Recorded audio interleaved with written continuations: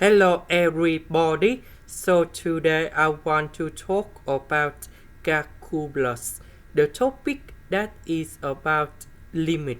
So now I want to show you how to answer. We have the formula in here.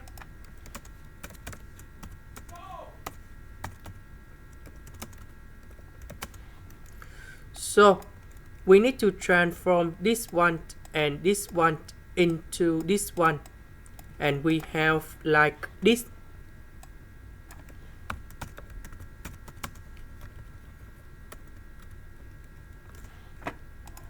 Now we can do common denominator from here. So we have like this.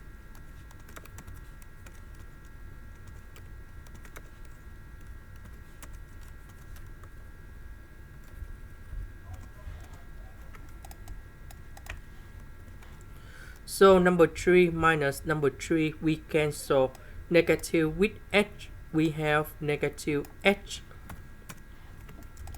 Next, h divided by h, we have number 1. And now we have like this.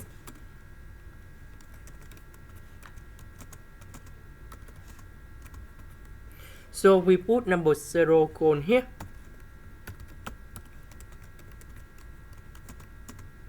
And we have negative number 1 over 9. This is the end. Thank you for watching.